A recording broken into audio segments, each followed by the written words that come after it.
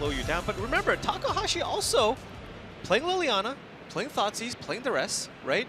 Has some ways to kind of slow down what Karl's trying to do as well.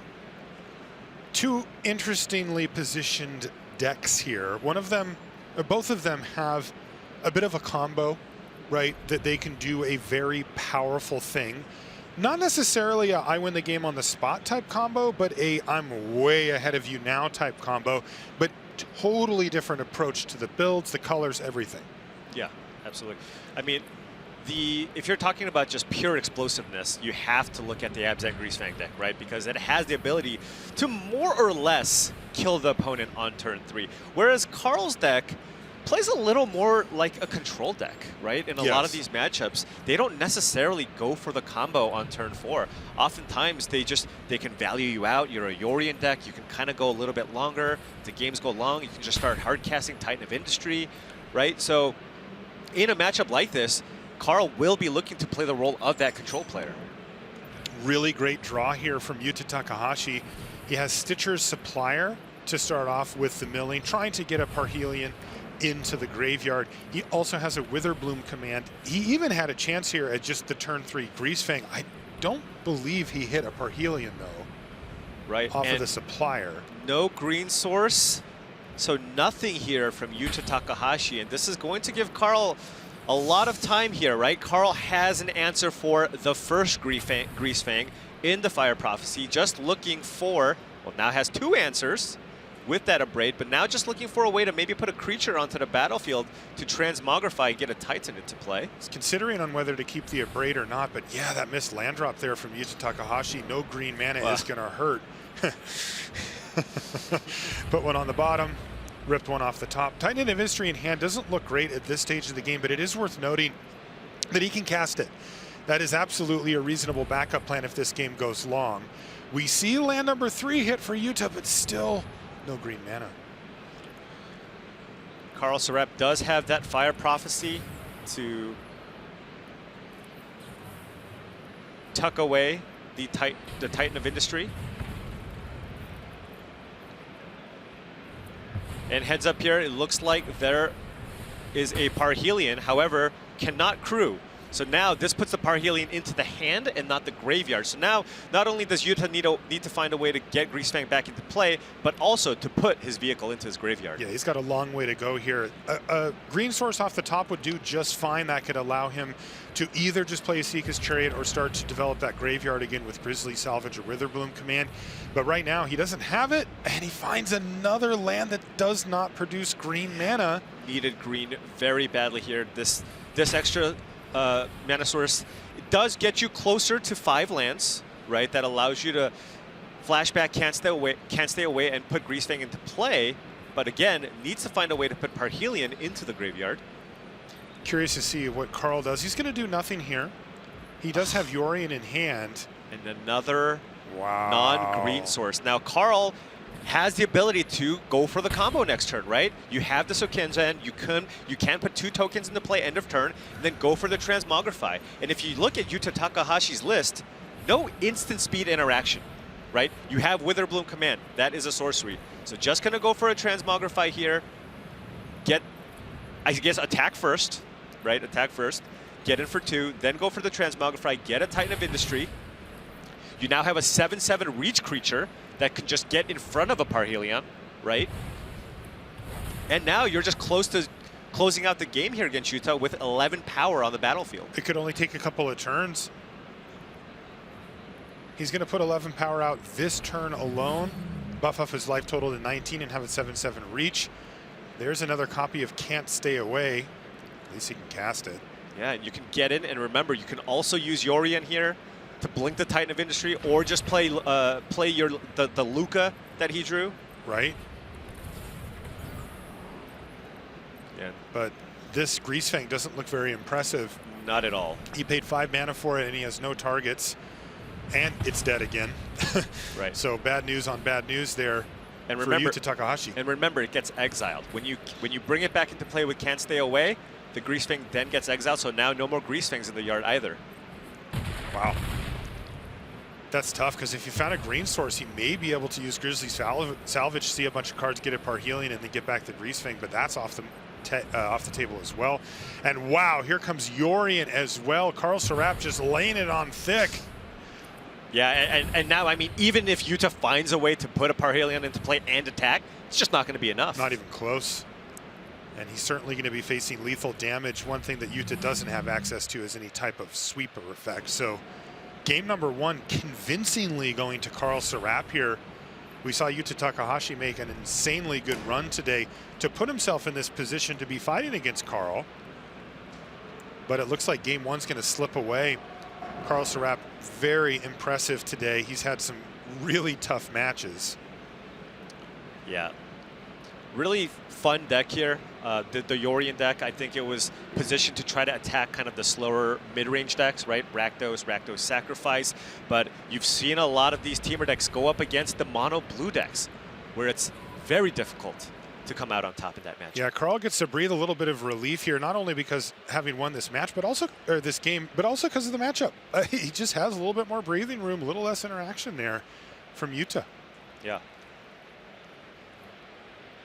All right, well, it's not over yet for our defending world champion, Karl Sarap, though.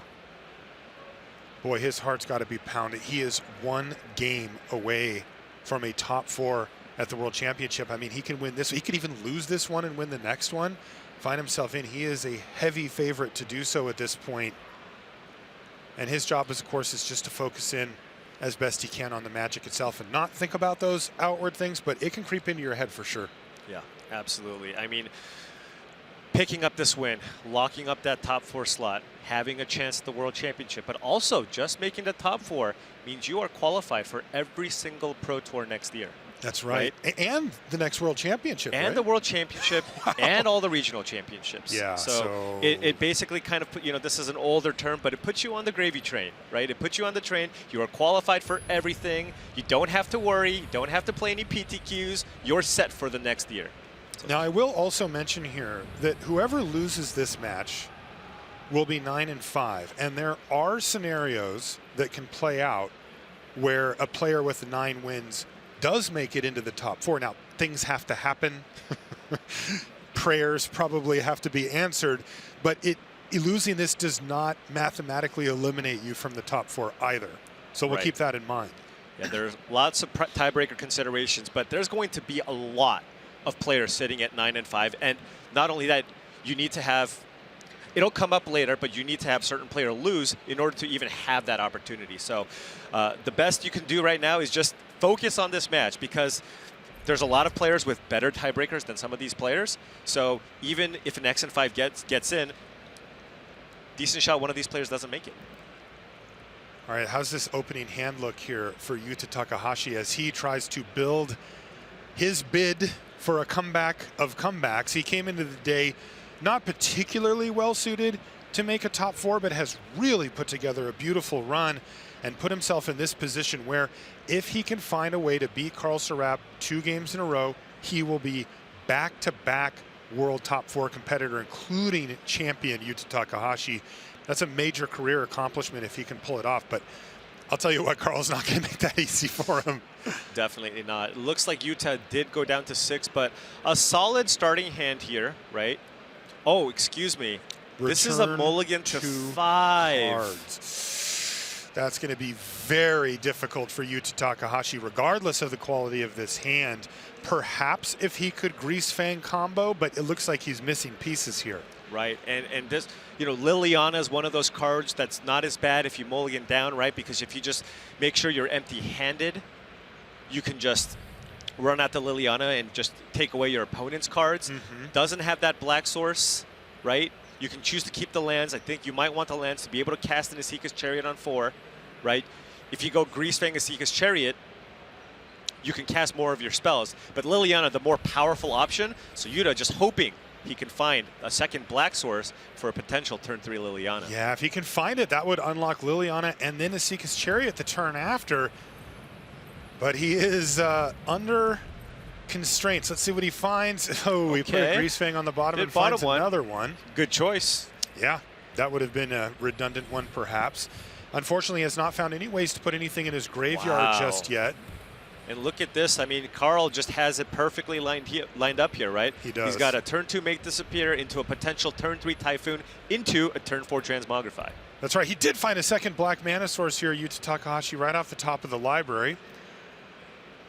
He's probably not going to like the result here, but there's no way around it realistically. Yeah. I imagine you're going to want to use the Make Disappear here. So if you just look, if Karl Sarap goes for the counter here on the Liliana on the following turn, Yuta Takahashi likely going to play a Seeker's Chariot.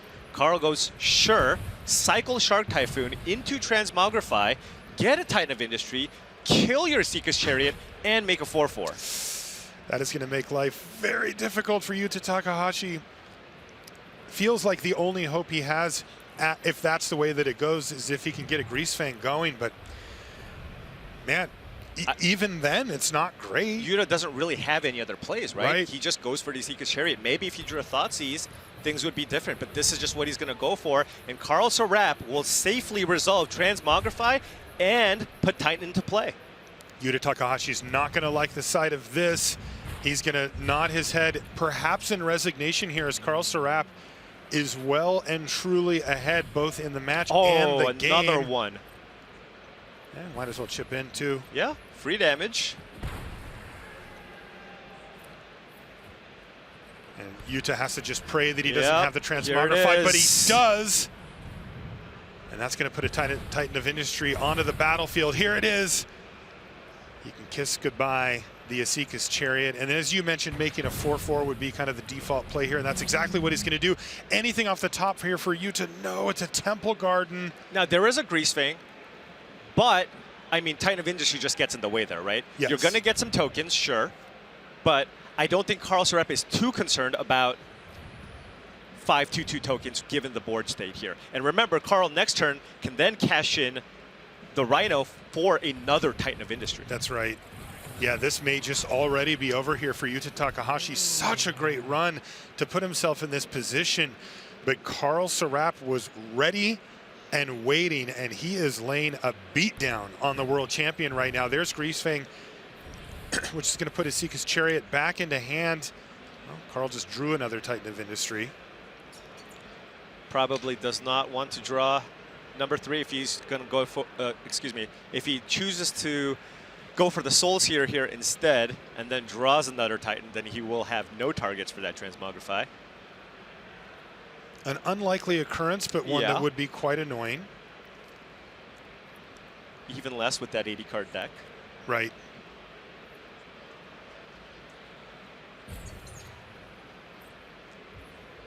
Is Karl going to get frisky here? Oh, very aggressive. I guess he wants to leverage the Soul Seer. Yeah, if Yuta just puts all the creatures in front of the Titan of Industry, is that what he's doing here? He's blocked with all 4 cats, and Karl Sarap could really just clean up the room here with a Soul Seer if he'd like. Now, it would preclude him from getting a second Titan on the battlefield this turn. Oh. Like, wait a second. Well, remember, not only is it Soul Seer, but just Karl just has a ton of different 2-mana removal spells. Any random burn spell, yeah. Right. Yeah, this is one of those scenarios where Yuta just doesn't have any great options and may feel that he needs to take an extremely risky play like this just to give himself a chance. Yeah, and of course, we know that Karl has the interactive spell here, and now, boom, all 4 tokens dead. He even gets to get in for 1 with it and 4 with the token. So what do we need here?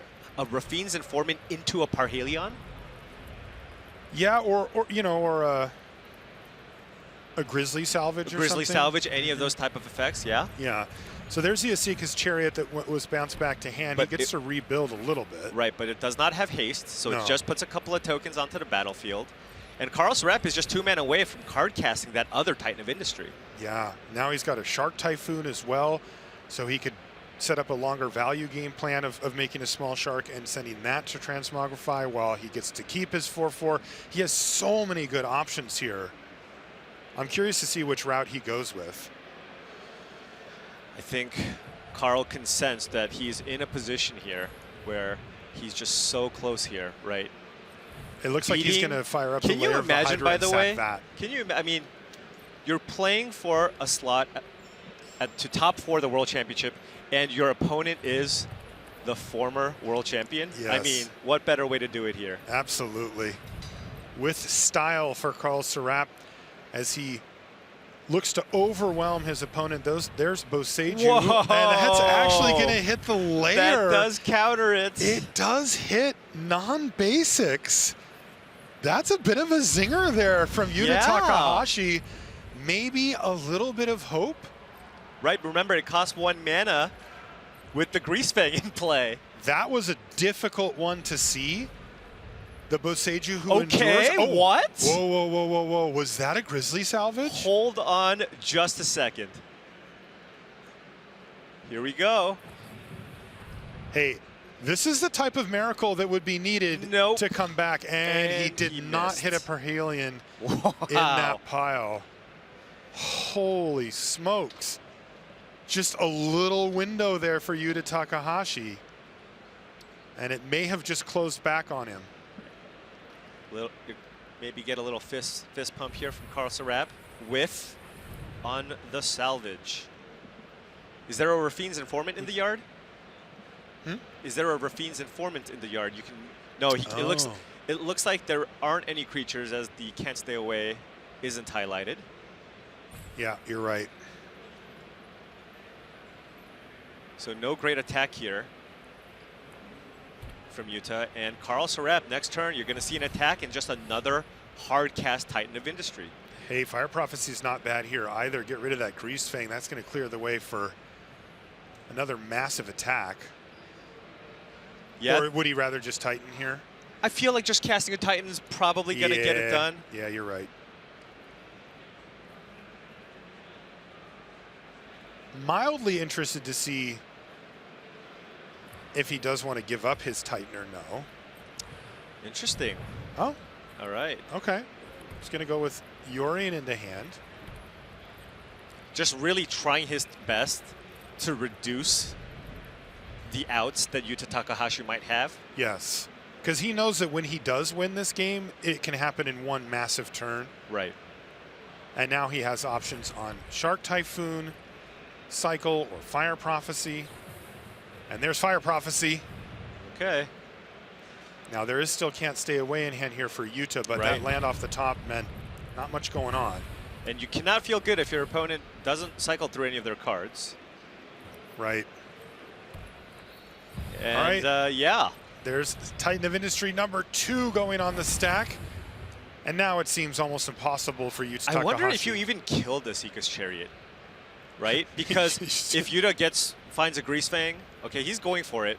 Because if you put it into the graveyard and you get the Greasefang in play, right? All of a sudden you get the enter the battlefield tokens, and then you can still attack and make more tokens. But I mean, Karl's basically just has this locked up at this point, right? There's just no real draw here.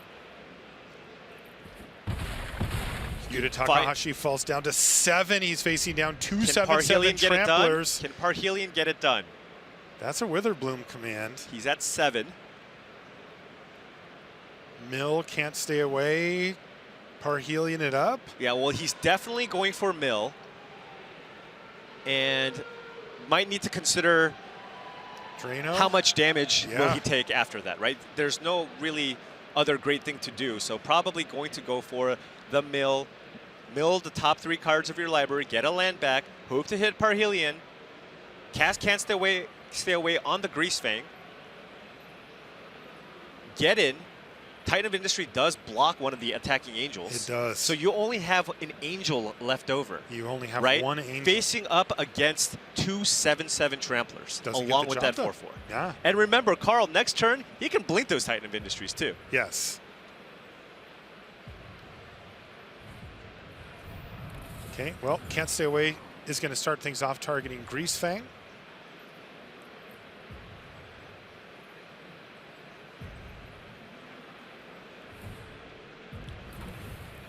There's the Seeker's Chariot, a great combo with Greasefang. You don't have to have Parhelion usually, but even here, either one, likely not enough.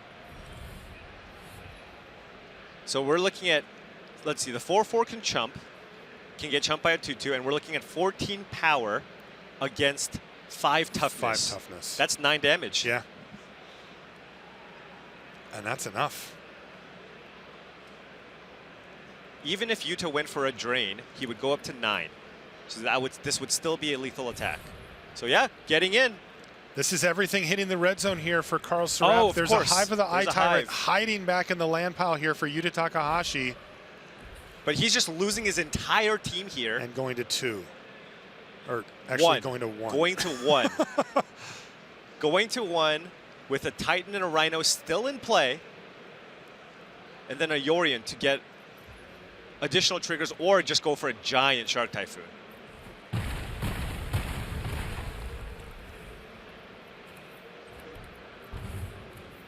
Karl's going to cast Yorion. Yeah, this just puts the most permanence into play, right? Right. You blink the Titan of Industry, make a 4/4, and you can cycle the Shark Typhoon because look, Yuta's at 1. There's a good fight here from Yuta Takahashi, but there is just no way out for him at this point. Karl Sarap has simply overwhelmed the board state turn after turn.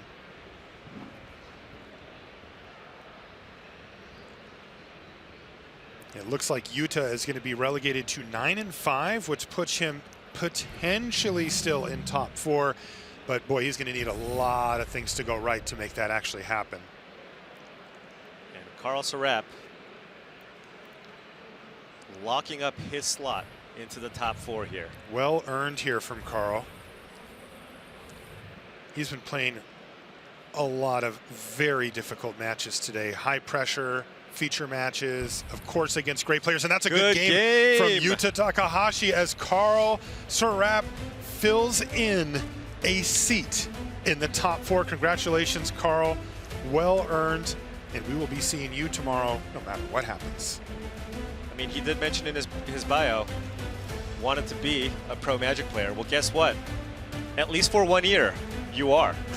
That's right. As you mentioned, it's not just the top 4 seat that gets locked up, Paul. He also gets on the train.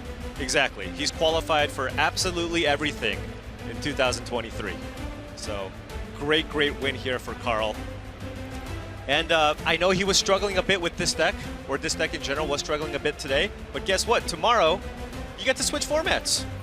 Couldn't play standard instead, where maybe Karl might be a little more comfortable.